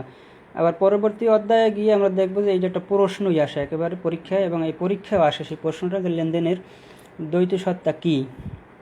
তো দ্বৈত সত্তা বলতে কী বোঝালাম, যে আমরা এই আগেই যে দেখছিলাম যে লুকা পেসিওলি যে একটা সিস্টেম আবিষ্কার করছে দুতরফা দাখিলা পদ্ধতি, সেখানে যে ডেবিট এবং ক্রেডিট আছে, এই যে ডেবিট এবং ক্রেডিট এইটাই মূলত লেনদেনের দ্বৈত সত্তা। অর্থাৎ প্রত্যেকটা লেনদেনের দুটি পক্ষ থাকে, একটা ডেবিট এবং ক্রেডিট। লেনদেনের এই আলাদা সত্তা বা বৈশিষ্ট্যকেই লেনদেনের দ্বৈত সত্তা বলা হয়। এটা হিসাব রক্ষণের একটা বৈশিষ্ট্য, গুরুত্বপূর্ণ বৈশিষ্ট্য হলে প্রত্যেকটা লেনদেনের দুটি পক্ষ থাকে। এরপর আছে লেনদেনের স্বাতন্ত্রতা, এটাও হিসাব রক্ষণের একটা বৈশিষ্ট্য।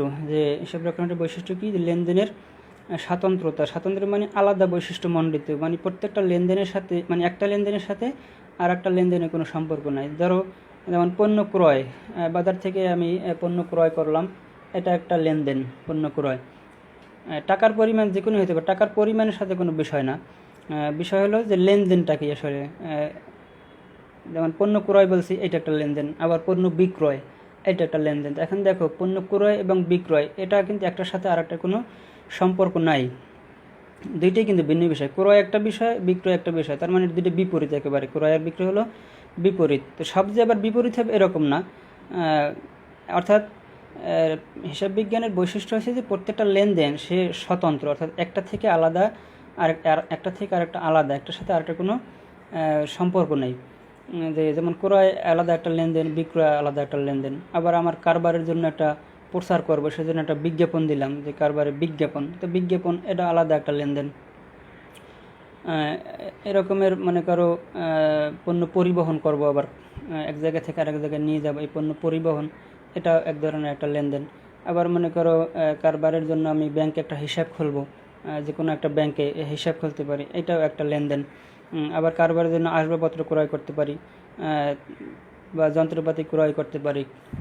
এই যে বিষয়গুলো, কর্মচারীদের বেতন প্রদান করতে পারি, অফিসের ভাড়া প্রদান করতে পারি, সুদ প্রদান করতে পারি, আবার কমিশন অর্জন করতে পারি। এই যে দেখো আমি যে কতগুলো লেনদেনের কথা বললাম, প্রত্যেকটা লেনদেনই কিন্তু নামই বুঝতে পারছি, প্রত্যেকটাই কিন্তু নাম আলাদা। সুতরাং প্রত্যেকটা লেনদেনের বৈশিষ্ট্য এরকমের, যে এরা সব রকমের বৈশিষ্ট্য, যে প্রত্যেকটা লেনদেনই স্বতন্ত্র বৈশিষ্ট্য মণ্ডিত, মানে প্রত্যেকটাই আলাদা আলাদা বিষয়। এরপরে লাভ লোকসান নিরূপণ করা, হিসাব রক্ষণের বৈশিষ্ট্য, যে আমরা লাভ লোকসান নিরূপণ করব, সেখান থেকে কারবারের আর্থিক অবস্থা জানব। তারপরে এগুলো মোটামুটি, যেহেতু সময় কম, তাহলে আমরা বেশি আর আলোচনা করব না। আমি হিসাব রক্ষণের কয়েকটা বৈশিষ্ট্য কথা বলছি। যে হিসাব রক্ষণের বৈশিষ্ট্য কী বলছিলাম, যে টাকার অঙ্কে প্রকাশ পায়, প্রত্যেকটা লেনদেনই হোক 1 টাকা 2 টাকা 5 টাকা, প্রত্যেকটা লেনদেনই টাকার একটা পরিমাণ থাকবে। এরপর বলছি যে দ্বৈত সত্তা, প্রত্যেকটা লেনদেনের দুটি পক্ষ থাকে, একটা ডেবিট এবং একটা ক্রেডিট। এরপরে বলছি যে সেখান থেকে আমরা এরপর বলছি লেনদেনের স্বাতন্ত্রতা, যে প্রত্যেকটা লেনদেন আলাদা বৈশিষ্ট্যমণ্ডিত, একটার সাথে আরেকটা কোনো মিল নেই। এরপরে আছে লেনদেনের আরেকটা বলছিলাম যে লাভ লোকসান নিরূপণ, অর্থাৎ কারবারের লাভ লোকসান বা আর্থিক অবস্থা নিরূপণ করা। এই মোটামুটি 3-4টা বৈশিষ্ট্যের কথা আমি বললাম। তো বইতে আরও আছে, তোমরা দেখবে, তোমাদের যেটা ভালো মনে হয় তোমরা সেখান থেকে 2-4টা বৈশিষ্ট্য অবশ্যই পড়বে। পরের প্রশ্ন হলো হিসাব রক্ষণের উদ্দেশ্য বা সুবিধা। দেখো এখানে আমি 2-4টা বৈশিষ্ট্য, মানে সুবিধা বা উদ্দেশ্যের কথা আলোচনা করবো। এখানে আমি হিসাব রক্ষণের উদ্দেশ্য এবং সুবিধা দুইটা প্রশ্ন কিন্তু বলছি আলাদা বইতে, কিন্তু তোমাদের আমি একই সাথে লিখে দিছি। যে উদ্দেশ্য এবং সুবিধা একই বইতে অনেক পয়েন্ট আছে, তার মধ্যে দেখবে যে কিছু পয়েন্ট দুইটার মধ্যে কমন আছে, অর্থাৎ একই পয়েন্ট এই উদ্দেশ্যের ভিতরেও আছে, আবার সুবিধার ভিতরেও আছে। সুতরাং এই কমনগুলো যদি আমরা পড়ি, তাহলে আমাদের তো দুইটা প্রশ্নের জন্য আলাদা আলাদা উত্তর মুখস্থ করার কোনো দরকার নেই। যেমন কমন বিষয়গুলো কি হতে পারে, যে হিসাব রক্ষণের উদ্দেশ্য কি, ব্যয় নিয়ন্ত্রণ করা। যে কারবারের যে ব্যয় নিয়ন্ত্রণ, ব্যয়কে যদি আমরা নিয়ন্ত্রণ করতে না পারি, অর্থাৎ আয়ের থেকে যদি ব্যয় বেশি হয়ে যায়, তাহলে কিন্তু সেই কারবার আর টিকবে না। সুতরাং ব্যয়কে আমাদের নিয়ন্ত্রণের মধ্যে রাখতে হবে। এই ব্যয় নিয়ন্ত্রণ করা যেমন কারবার একটা উদ্দেশ্য, তেমনি এটা কিন্তু একটা সুবিধাও। কিন্তু কারবারের সুবিধা কি, যে ব্যয় নিয়ন্ত্রণ করা যায়। কারবারের হিসাব রক্ষণের সুবিধা কি, যে হিসাব রক্ষণ যদি আমরা সুষ্ঠুভাবে হিসাবকে সংরক্ষণ করি তাহলে কারবারের ব্যয়কে সুষ্ঠুভাবে নিয়ন্ত্রণ করা যায়। এটা হিসাব রক্ষণের একটা তাহলে সুবিধাও। তাহলে ব্যয় নিয়ন্ত্রণ করা যেমন একটা উদ্দেশ্য, তেমন ব্যয় নিয়ন্ত্রণ করা কিন্তু একটা সুবিধাও। তাহলে আমরা যে প্রশ্ন উদ্দেশ্য সুবিধা যেটাই পরীক্ষা আসুক, এই ব্যয় নিয়ন্ত্রণকে আমরা দুইটার ক্ষেত্রেই ব্যবহার করতে পারবো। এরপরে মনে করো আছে হিসাবের জালিয়াতি রোধ করা। অর্থাৎ অনেক ক্ষেত্রেই দেখা যায় যে ওই হিসাবের গরমিল কিছু, কারণ লোকজন তো বিভিন্ন রকমের থাকে, সাধু অসাধু বিভিন্ন লোকজন আছে কারবারে। তো সেক্ষেত্রে এই অসাধু লোকজনগুলোকে কিন্তু আমরা ধরতে পারি কীভাবে, যে হিসাব যদি আমরা সুষ্ঠুভাবে সংরক্ষণ করি এবং সেই অনুযায়ী যদি আমরা লাভ লোকসান নিরূপণ করি, তাহলে দেখব যে আমরা পরবর্তীতে কোনো চুরি জালিয়াতি হলে সেগুলো কিন্তু ধরা পড়বে। সুতরাং হিসাব রক্ষণের একটা উদ্দেশ্য হলো হিসাবের জালিয়াতি রোধ করা। তাহলে হিসাব রক্ষণের সুবিধা কি, যে হিসাব রক্ষণ আমরা হিসাবকে যদি সুষ্ঠুভাবে সংরক্ষণ করি তাহলে পরবর্তীতে হিসাবের এই জালিয়াতি রোধ করা যায়। সুতরাং হিসাবের জালিয়াতি রোধ করা এটা যেমন একটা উদ্দেশ্য তেমন একটা সুবিধাও। এরপর আছে মনে করো গাণিতিক শুদ্ধতা যাচাই করা। গাণিতিক শুদ্ধতা অর্থাৎ আমাদের যে লেনদেন সংগঠিত হয়েছে এই লেনদেন অনুযায়ী পরবর্তীতে আমাদের লাভ লোকসান আর্থিক অবস্থা সঠিক হয়েছে কিনা এইটার একটা শুদ্ধতা যাচাই করা যায়। তাহলে এই গাণিতিক শুদ্ধতা যাচাই করা এটা হিসাব রক্ষণের একটা উদ্দেশ্য। আবার এই গাণিতিক শুদ্ধতা যাচাই করা এটা একটা সুবিধাও, যে হিসাব রক্ষণের মাধ্যমে আমরা কারবারের গাণিতিক শুদ্ধতা যাচাই করতে পারি। এরপর আছে মনে করো আর্থিক অবস্থা নিরূপণ। হিসাব রক্ষণের একটা উদ্দেশ্য হলো আর্থিক অবস্থা নিরূপণ করা। ব্যবসার মধ্যে কার্যকলাপের মাধ্যমে কোনো ব্যবসা প্রতিষ্ঠানের আর্থিক অবস্থা নিরূপণ করাই হলো হিসাব রক্ষণের অন্যতম উদ্দেশ্য। সুতরাং এই আর্থিক অবস্থা নিরূপণ করা যেমন উদ্দেশ্য, এটা একটা সুবিধাও, যে হিসাব রক্ষণের মাধ্যমে কারবারের আর্থিক অবস্থা আমরা নিরূপণ করতে পারি। এরপরে আসো দেখি আমরা পরবর্তী প্রশ্ন আছে কি, হিসাব রক্ষণ কলা না বিজ্ঞান। এই প্রশ্নের একটু আলোচনা করি যে হিসাব রক্ষণ কলা না বিজ্ঞান, এটা সংক্ষিপ্ত প্রশ্ন হিসেবে আসতে পারে। আমি পরবর্তী যে ধরো 6, 7, 8, 9, 10 এই প্রশ্নগুলো হলো সংক্ষিপ্ত প্রশ্ন হিসেবে তোমরা পড়বে, আর প্রথম 5টা প্রশ্ন পড়বে অতি সংক্ষিপ্ত প্রশ্ন হিসেবে। যে প্রথম 5টা প্রশ্ন অতি সংক্ষিপ্ত, পরের মনে করো 5টা প্রশ্ন সংক্ষিপ্ত প্রশ্ন। আবার এটা তো আমি বললাম এই রকমের, কিন্তু পরীক্ষায় অন্য রকমের আসতে পারে, ওগুলোও সংক্ষিপ্ত আসতে পারে, আবার এটাও অতি সংক্ষিপ্ত আসতে পারে। তা কিন্তু মূল বিষয় হলো আমি যদি কিছু জানি তাহলে সংক্ষিপ্তই আসুক আর অতি সংক্ষিপ্তই আসুক, ওটা কোনো মুখ্য বিষয় না। তো যাই হোক, আমরা এখন দেখব যে হিসাব রক্ষণ এটা কলা না বিজ্ঞান। আমরা বিজ্ঞান সম্পর্কে আগে আলোচনা করি, তারপরে আসি কলায়। কারণ আগেই কলা বললে তোমরা আবার খাওয়ার কলা বোঝো কিনা কে জানে, যে কলা তোমরা বাজার থেকে কিনে খাও সেটা আবার হতে পারে, বিষয়টা কিন্তু আসলে এরকম না। তো আমরা আসলে প্রথমে বিজ্ঞান কি সেটা সম্পর্কে জানি। বিজ্ঞান সম্পর্কে তোমাদের অনেকেরই ধারণা আছে আশা করি। বিজ্ঞান মানে কি, সায়েন্স, SCIN, এটা হলো অর্থ আর কি। বিজ্ঞান মানে সায়েন্স মানে অর্থ। যে বিজ্ঞান কাকে বলে সেটা কিন্তু সায়েন্স না।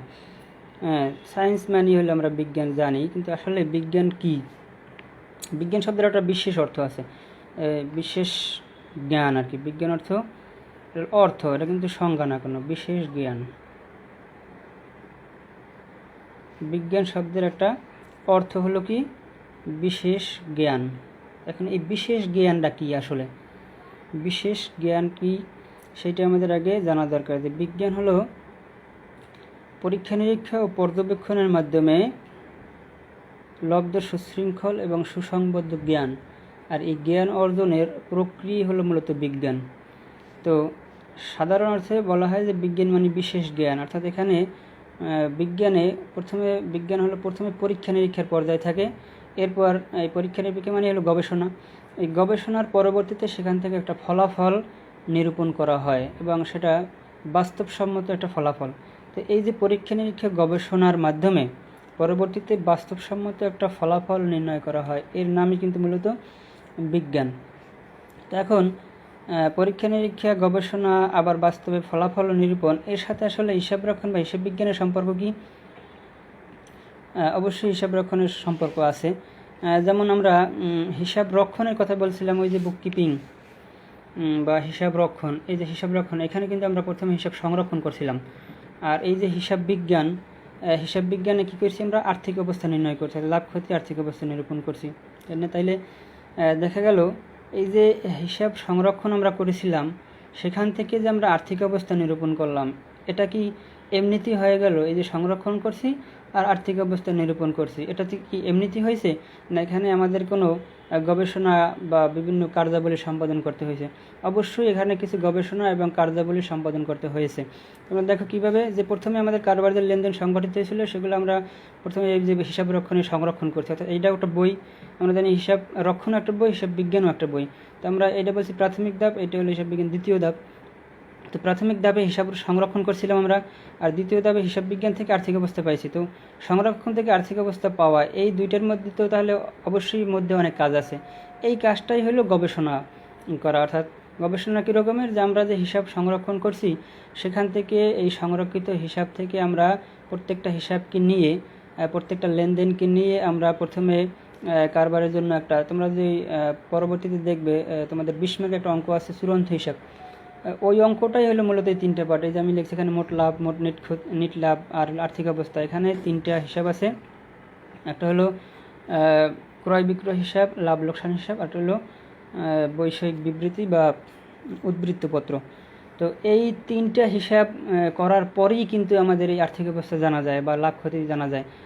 সো এই লাভ ক্ষতি জানতে হলে আমার অবশ্যই এর মধ্যে কাজ করতে হয়, এর মধ্যে কিছু গবেষণা কার্যাবলী সম্পাদন করতে হয়, অর্থাৎ এ নিয়ে কিছু কার্যাবলী সম্পাদন করতে হয়। তো এই কার্যাবলী সম্পাদনের পরে কিন্তু আমরা একটা মোটামুটি, ওই যে বলছি এসব বিজ্ঞানের সঙ্গে বলছিলাম কি, যে এখানে কিছু প্রথমে গবেষণা করা হয়, পরবর্তীতে বাস্তবসম্মত কিছু ফলাফল পাওয়া যায়।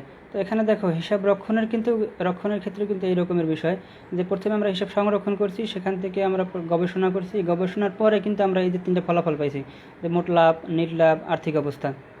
তো এই যে ফলাফল পাইলাম, দেখো এখানে তাইলে আমাদের গবেষণা আছে এবং বাস্তবসম্মত ফলাফলও কিন্তু আছে। তাহলে গবেষণাও আছে, বাস্তবসম্মত ফলাফল আছে। সুতরাং আমরা হিসাব রক্ষণকে তাহলে আমরা বিজ্ঞানের সাথে তুলনা করতে পারি, অর্থাৎ এক্ষেত্রে আমরা তাহলে বলতে পারি যে হিসাব বিজ্ঞান কিন্তু একটা বিজ্ঞান, অর্থাৎ হিসাব বিজ্ঞান এই কথাটা আমরা বলতে পারি। এই কারণ বিজ্ঞানের যে সংজ্ঞা আর হিসাব বিজ্ঞানের যে সংজ্ঞা, এই দুইটাই কিন্তু এখন মিলে গেছে। এই কারণেই আমরা হিসাব বিজ্ঞানকে বিজ্ঞান বলতে পারি। আমি আবারও বলি যে বিজ্ঞান বলছি বিশেষ জ্ঞান, অর্থাৎ বিশেষ জ্ঞান মানে কি, এখানে গবেষণা থাকে, পরীক্ষা নিরীক্ষা থাকে, তা থেকে আমরা বাস্তবসম্মত ফলাফল পাই, এটা হলো বিজ্ঞান। আর এর সাথে হিসাব রক্ষণের সম্পর্ক কি, যে হিসাব রক্ষণের ক্ষেত্রে হিসাব আমরা সংরক্ষণ করি, সে থেকে আবার আমরা পরবর্তীতে এই যে মোট লাভ ক্ষতি আর্থিক অবস্থা জানি, অর্থাৎ এখানে গবেষণা আছে, বিজ্ঞান ও গবেষণা আছে। বিজ্ঞানে আবার আমরা পরবর্তীতে বাস্তবসম্মত ফলাফল পাই, আবার হিসাব রক্ষণে কী করি, আমরা বাস্তবসম্মত এই যে ফলাফল পাই, তাতে একেবারে বাস্তবসম্মত ফলাফল। সুতরাং এই যে বাস্তবসম্মত ফলাফল পাই, এবং মানে দুইটার মধ্যে, অর্থাৎ বিজ্ঞান এবং হিসাব রক্ষণ দুইটার ক্ষেত্রেই গবেষণাও আছে, আবার বাস্তবসম্মত ফলাফলও আছে। সুতরাং আমরা হিসাব বিজ্ঞানকে এই কারণে বিজ্ঞান বলতে পারি। কী কারণে, যে বিজ্ঞান এবং হিসাব বিজ্ঞান দুইটার মধ্যে গবেষণা আছে এবং বাস্তবসম্মত ফলাফল আছে, সুতরাং হিসাব বিজ্ঞান একটা বিজ্ঞান। এবার আসো হিসাব বিজ্ঞান কলা আবার কীভাবে, যে কলা মানে হলো আর্টস, ARTS, অর্থাৎ আমরা সায়েন্স জানছি বিজ্ঞান, এটা জানি কমার্স মানে ব্যবসা শাখা। আর এই যে আর্টস বলে, যেটা আমরা আর্টস জানি, ইংরেজিতে জানি যে আমরা সায়েন্সে পড়ি, আর্টসে পড়ি, কমার্সে পড়ি, এটা আমাদের, সেই যে আর্টস এইটাই কিন্তু মূলত বাংলায় কলা বা মানবিক শাখা। আমরা মানবিক জানি কিন্তু কলা জানি না, এই মানবিক এইটা জানি, আমরা মানবিক জানি। তো এই যে আর্টস মানবিক এইটাই কিন্তু মূলত আসলে কলা। এখন আমরা জানবো যে আসলে কলা কি, এই আর্টস আসলে মানবিক যে বিষয়টা এইটা কি, এবং এটার সাথে আসলে আবার হিসাব রক্ষণের সম্পর্কটা কী। তো কলা হলো কোনো উদ্দেশ্য সাধনের জন্য সুনির্দিষ্ট নিয়মকানুন ও সূত্র কৌশলের বাস্তব প্রয়োগ, অর্থাৎ কোনো উদ্দেশ্য আমরা সাধন করতে চাই, সেই উদ্দেশ্য সাধনের জন্য সুনির্দিষ্ট কিছু নিয়মকানুন আর সূত্র, এইগুলোর বাস্তব প্রয়োগ, এই বাস্তব প্রয়োগের নামই হলো কলা। আমি কলার সঙ্গে আবার বলছি যে কোনো উদ্দেশ্য সাধনের জন্য সুনির্দিষ্ট নিয়মকানুন সূত্র প্রয়োগের বাস্তব কৌশল, এইটার নামই হলো কলা। এখন এই যে কলার যে সংজ্ঞা, যে উদ্দেশ্য সাধন করব আর কিছু নিয়মকানুন সূত্র অ্যাপ্লাই করব, এটার বাস্তব প্রয়োগ।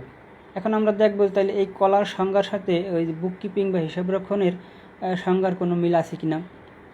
এবার আসে তাইলে আমরা ওই বুক কিপিং হিসাব রক্ষণে এই যে আগেই আমি লিখেছিলাম, সেখানে দেখো যে হিসাব সংরক্ষণ, এই যে বুক কিপিং, এই বুক কিপিংয়ে আমাদের কিন্তু উদ্দেশ্য আছে না একটা। কলার সংজ্ঞায় প্রথম বলছিলাম কি যে কোনো উদ্দেশ্য সাধনের জন্য উদ্দেশ্য থাকবে আমাদের কলায়। তো আমাদের হিসাব সংরক্ষণ বা হিসাব বিজ্ঞানেও কিন্তু আমাদের উদ্দেশ্য আছে। কি উদ্দেশ্য? যে হিসাব সংরক্ষণ করব, সেখান থেকে আমরা পরবর্তীতে ফলাফল নিরূপণ করব। সো এখন আমাদের দেখলাম যে তাইলে কলায় প্রথম বলা আছে যে উদ্দেশ্য সাধন, আমরা দেখলাম যে হিসাব বিজ্ঞান বা হিসাব সংরক্ষণেও কিন্তু আমাদের উদ্দেশ্য আছে। এরপর কলায় বলা হয়েছে যে এই উদ্দেশ্য সাধনের জন্য সুনির্দিষ্ট নিয়মকানুন আর সূত্র প্রয়োগ করতে হবে, বাস্তবসম্মত সূত্র প্রয়োগ করতে হবে। তো আমরা দেখবো এবার যে এই যে কলার যে সংজ্ঞা, নিয়মকানুন সূত্র এর বাস্তব প্রয়োগ কথা বলা হয়েছে কলার সংজ্ঞায়, সেই বাস্তব সূত্র কৌশলগুলো হিসাব সংরক্ষণেও প্রয়োগ করা হয় কিনা। যদি হয় তাহলে অবশ্যই আমরা হিসাব রক্ষণকে কলা বলবো, আর যদি না হয় তাহলে কলা বলবো না। আমরা দেখি এখন যে এই বাস্তবসম্মত সূত্রগুলো আসলে বুক কিপিং বা হিসাব বিজ্ঞানের ক্ষেত্রে প্রয়োগ করা হয় কিনা। কীভাবে হয় দেখো, এই যে আমরা হিসাব সংরক্ষণ করছিলাম, আর সেখান থেকে হিসাব বিজ্ঞানের যে এই যে ফলাফল নিরূপণ করছি, এটা কি এমনি হয়েছে? বিজ্ঞানের ক্ষেত্রে বলছি আমরা গবেষণা করছি নাকি। এখন এই গবেষণা মানে কি? অবশ্যই সূত্র কৌশলের প্রয়োগ। কি সূত্র কৌশলের প্রয়োগ? সেটা কিন্তু আমি ওই যে লুকা প্যাসিওলি যে পদ্ধতি আবিষ্কার ছিল, এই যে এখন দেখো ডাবল এন্ট্রি সিস্টেম, এই যে ডাবল এন্ট্রি সিস্টেম, এইটাই কিন্তু একটা সূত্র। এই যে ডেবিট ক্রেডিট, এইটাই কিন্তু সূত্র। তোমাদের পঞ্চম অধ্যায়ে যে অঙ্ক আছে প্রথমে জাবেদা, সেই অঙ্ক করতে গেলেই কিন্তু আমাদের তিনটা সূত্র মুখস্থ করতে হবে, তিনটা সাধারণ, এর সাথে কিছু ধরো আছে 4-5টা সূত্র মুখস্থ করতে হবে। তো সেই সূত্রের প্রত্যেকটা কিন্তু ডেবিট ক্রেডিট আছে, অর্থাৎ আমাদের এই দুতরফা দাখিলার পদ্ধতিরও কিন্তু সূত্র আছে, এই যে ডেবিট এবং ক্রেডিট। সেখানে দেখবে যে যারা অর্থাৎ লেনদেনে সংগঠিত হলে সেক্ষেত্রে গ্রহীতার ক্ষেত্রে একটা বিষয়, দাতার ক্ষেত্রে একটা বিষয়, আবার সম্পত্তিবাচক হিসাব এর ক্ষেত্রে লেনদেনে একটা সূত্র আছে, আবার দায় যে লেনদেন আছে সেটার ক্ষেত্রে আলাদা সূত্র আছে, আবার কিছু নামিক হিসাব আছে, এই যে বেতন বলছিলাম, লাভ ভাড়া, এই বিষয়গুলোর সূত্র আছে। তাহলে আমরা দেখব যে হিসাব বিজ্ঞানের ক্ষেত্রে কিন্তু সূত্র আছে, অর্থাৎ এই যে আমরা সংরক্ষণ করছি হিসাব, সে থেকে যে আর্থিক অবস্থা লাভ ক্ষতি পাবো, এগুলো অবশ্যই সূত্র প্রয়োগের মাধ্যমে, এমনি আমরা কিন্তু এগুলো পাবো না। সুতরাং দেখছি যে আমরা তাহলে ওই যে কলায় বলা হয়েছে যে উদ্দেশ্য আছে, আবার আমাদের হিসাব রক্ষণের উদ্দেশ্য আছে, যে আমাদের ফলাফল দরকার, উদ্দেশ্য আছে, ফলাফল পাবো। এরপরে কলায় বলা হয়েছে যে সুনির্দিষ্ট নিয়মকানুন সূত্র এর বাস্তব প্রয়োগ। আমরা হিসাব রক্ষণের ক্ষেত্রেও দেখছি যে সংরক্ষিত হিসাব থেকে এই মোট লাভ, নেট লাভ, আর্থিক অবস্থা জানতে গেলে আমাদের অবশ্যই সূত্র প্রয়োগ করতে হবে নাকি। তাহলে দেখলাম যে আমাদের হিসাব রক্ষণের সাথে কলার একটা সম্পর্ক আছে। কি সম্পর্ক? যে কলায় উদ্দেশ্য সাধন আছে, হিসাব রক্ষণে উদ্দেশ্য সাধন আছে। কলায় বাস্তবসম্মত সূত্র প্রয়োগের বিষয়টা আছে, আর হিসাব রক্ষণের ক্ষেত্রেও বাস্তব ক্ষেত্রে সূত্র প্রয়োগের বিষয়টা আছে। সুতরাং আমরা এক্ষেত্রে যেহেতু আমাদের কলার সংজ্ঞার সাথে হিসাব রক্ষণের সংজ্ঞারও এই মিল আছে, মিল দেখা যায়, এই জন্য আমরা হিসাব রক্ষণকে কিন্তু কলাও বলতে পারি নাকি। তাহলে আমরা দেখলাম একটু আগে যে হিসাব রক্ষণ, এটা কিন্তু একটা বিজ্ঞান, আবার এখন দেখলাম হিসাব রক্ষণ একটা কলা। আমি আবার বলি যে হিসাব রক্ষণ কেন বিজ্ঞান, যে হিসাব বিজ্ঞান অর্থাৎ বিজ্ঞানের সংজ্ঞার সাথে হিসাব বিজ্ঞানের সংজ্ঞার যে মিল থাকে, কী রকমের মিল? যে বিজ্ঞানে গবেষণা, পরীক্ষা নিরীক্ষা, পর্যবেক্ষণ আছে, শেষে বাস্তবসম্মত ফলাফল আছে বিজ্ঞানে। আর হিসাব বিজ্ঞানেও কিন্তু গবেষণা আছে, শেষে পরবর্তীতে বাস্তবসম্মত ফলাফল আছে। এই মিল থাকার কারণে আমরা হিসাব বিজ্ঞানকে বিজ্ঞান বলেছি। আবার হিসাব বিজ্ঞান কী রকমের কলা, যে কলায় যে কলার সংজ্ঞায় উদ্দেশ্য সাধন আছে, আবার হিসাব রক্ষণেও আমাদের হিসাব বিজ্ঞানের ক্ষেত্রে আমাদের উদ্দেশ্য আছে। আবার কলায় সুনির্দিষ্ট নিয়মকানুন সূত্র প্রয়োগের বাস্তব প্রয়োগ আছে, আবার হিসাব রক্ষণের ক্ষেত্রে এরকম সুনির্দিষ্ট নিয়মকানুন ও সূত্রের বাস্তব প্রয়োগ আছে। সুতরাং এই মিল থাকার কারণে আবার অর্থাৎ কলার সাথে হিসাব রক্ষণের এই মিল থাকার কারণে হিসাব রক্ষণকে আমরা কলাও বলতে পারি। তাহলে পরিশেষে আমরা কি বলবো, যে হিসাব রক্ষণ কি বিজ্ঞান না কলা? তাহলে পরিশেষে আমরা বলবো যে হিসাব রক্ষণ বিজ্ঞান এবং কলা, অর্থাৎ বিজ্ঞান ও কলা উভয় এইটাই হলো হিসাব বিজ্ঞান, কলা না বিজ্ঞান। অর্থাৎ পরিশেষে আমরা কি বলবো, যে হিসাব বিজ্ঞান বিজ্ঞান না কলা? তাহলে শুধু বিজ্ঞানও বলতে পারি না, আবার শুধু কলাও বলতে পারি না, কারণ দুইটাই তো। হিসাব বিজ্ঞান যে কলা, সেটাও উদাহরণের মাধ্যমে দেখালাম, আবার হিসাব বিজ্ঞান যে বিজ্ঞান সেটা উদাহরণের মধ্যে দেখালাম। তাহলে আমরা দেখলাম আলোচনার মাধ্যমে একটু আগে হিসাব বিজ্ঞান কিন্তু বিজ্ঞান, আবার কলার আলোচনার ক্ষেত্রে দেখছি যে আমরা হিসাব বিজ্ঞান কিন্তু কলা। সুতরাং আমরা একটা বলতে পারবো না যে হিসাব বিজ্ঞান বিজ্ঞান বা হিসাব বিজ্ঞান কলা। আমরা পরিশেষে কী বলবো যে উপরোক্ত আলোচনার মাধ্যমে আমরা এটাই বলতে পারি যে হিসাব বিজ্ঞান কলা এবং বিজ্ঞান উভয়ই। সুতরাং হিসাব বিজ্ঞান কলা এবং বিজ্ঞান উভয়ই। এবারে আসো আর শেষে আরেকটা প্রশ্ন আছে। তাহলে আমাদের সময় অবশ্য শেষ হয়ে গেছে, তারপরও অনেক সময় শেষ হয়ে গেছে, তারপরও 2-1 মিনিটই আমরা শেষ করব। শেষের প্রশ্নটা হচ্ছে যে বুক কিপিং থেকে একজন ব্যবসায়ী কি কি তথ্য পেতে পারে, নাকি হ্যাঁ কী কী তথ্য পেতে পারে? যে বুক কিপিং থেকে একজন ব্যবসায়ী কি কি তথ্য পেতে পারে। বুক কিপিং মানেই তোমরা জানো হিসাব রক্ষণ। তো এই হিসাব রক্ষণ থেকে একজন ব্যবসায়ী কি কি তথ্য পেতে পারে? হিসাব রক্ষণ থেকে একজন ব্যবসায়ী, ওই যে বলছিলাম আর্থিক অবস্থা ফলাফল, আমরা যে এই একটা দিয়ে কিন্তু অনেক উত্তর জানা সম্ভব। এই যে হিসাব বিজ্ঞানের ক্ষেত্রে আমরা দ্বিতীয় যাবে দেখছি কি যে এই যে মোট লাভ, মোট ক্ষতি, নিট লাভ, নিট ক্ষতি, আর্থিক অবস্থা, দেনা পাওনা, নাকি? তো এই বিষয়গুলোই কিন্তু আমরা হিসাব রক্ষণ থেকে পরবর্তীতে পাবো। যে হিসাব রক্ষণ থেকে আমরা কি পাবো? মোট লাভ, মোট ক্ষতি পাবো। তারপর এটা হচ্ছে নিট লাভ, হয়তো অস্পষ্ট হয়েছে লেখাটা, নিট, এটা নিট লাভ বা নিট ক্ষতি, ঠিক আছে? তাহলে প্রথম পাবো মোট লাভ বা মোট ক্ষতি, তারপর হচ্ছে নিট লাভ বা নিট ক্ষতি। এটা আর্থিক অবস্থা মানে দেনা পাওনা। আর্থিক অবস্থা হলো দেনা পাওনা, কারবারে কী পরিমাণ দেনা আছে এবং কারবারের অন্যান্য কী পাওনা আছে, এই দেনা পাওনাকে আর্থিক অবস্থা বলা হয়। সুতরাং বুক কিপিং থেকে আমরা কি কি তথ্য পাবো? যে কারবারের মোট লাভ ক্ষতি পরিমাণ জানবো, কারবারের নিট লাভ বা ক্ষতির পরিমাণ জানবো, এছাড়া কারবারের আর্থিক অবস্থা, দেনা পাওনা, নগদ প্রাপ্তি প্রদান ইত্যাদি সম্পর্কিত যে বিষয়গুলো আছে সেগুলোই মূলত হিসাব রক্ষণ থেকে একজন ব্যবসায়ী এই তথ্যগুলো পেতে পারে। সুতরাং আমরা সংক্ষেপে বলবো কি যে একজন ব্যবসায়ী বুক কিপিং বা হিসাব রক্ষণ থেকে মোট লাভ ক্ষতি, নিট লাভ ক্ষতি এবং আর্থিক অবস্থা, নগদ দেনা পাওনার পরিমাণ জানতে পারে। এই সমস্ত তথ্যগুলোই একজন ব্যবসায়ী এই বুক কিপিং থেকে জানতে পারে। তাইলে দেখলাম যে আসলে বুক কিপিংয়ে কিন্তু অনেক গুরুত্ব আছে, কারণ বুক কিপিংয়ে আমরা প্রথম হিসাব সংরক্ষণ করব, সেখান থেকে আবার পরবর্তীতে এই যে মোট লাভ ক্ষতি, নেট লাভ ক্ষতি, আর্থিক অবস্থাও জানবো, নাকি? তাহলে এগুলো জানতে হলে অবশ্যই আমার বুক কিপিং বা হিসাব রক্ষণ বা হিসাব বিজ্ঞানের প্রয়োজনীয়তা আছে। তাহলে প্রথম অধ্যায়ে তোমাদের মোটামুটি আজকে এখানেই শেষ করব। আর তোমাদের যে প্রশ্নগুলো দিছি এই যে আবারও শেষে দেখো, এখানে তোমাদের 10টা প্রশ্ন, তোমরা এখান থেকে স্ক্রিনশট দিয়ে অথবা যে কোনো উপায়ে তুমি প্রশ্নগুলো সংগ্রহে রাখবে। যে প্রথমে হিসাব রক্ষণ কী, তারপর হিসাব বিজ্ঞান কী, হিসাব বিজ্ঞানের জনককে, লুকোপেসিওলিকে কেন হিসাব বিজ্ঞানের জনক বলা হয়, হিসাব বিজ্ঞানের উপর রচিত প্রথম গ্রন্থের নাম কী, এই বইটা কত সালে রচিত হয়, হিসাব রক্ষণের বৈশিষ্ট্য, হিসাব রক্ষণের উদ্দেশ্য সুবিধা, হিসাব রক্ষণ হিসাব বিজ্ঞানের মধ্যে পার্থক্য, তারপর হচ্ছে হিসাব রক্ষণ কলা না বিজ্ঞান, আর বুক কিপিং থেকে একজন ব্যবসায়ী কী কী তথ্য পেতে পারে। তো এই প্রশ্ন এখানে 10টা প্রশ্ন দেওয়া হয়েছে, এই যে অতি সংক্ষিপ্ত এবং সংক্ষিপ্ত প্রথম অধ্যায়ে। আশা করি এর বাইরে কোনো প্রশ্ন তোমাদের আসবে না। এই 10টা প্রশ্ন পড়লে ইনশাল্লাহ এখান থেকে অতি সংক্ষিপ্ত এবং সংক্ষিপ্ত প্রশ্ন তোমরা পরীক্ষায় পাবে। তো আজকের মতো এখানে প্রথম অধ্যায় আমরা শেষ করলাম। সবাই ভালো থাকো, আল্লাহ হাফেজ।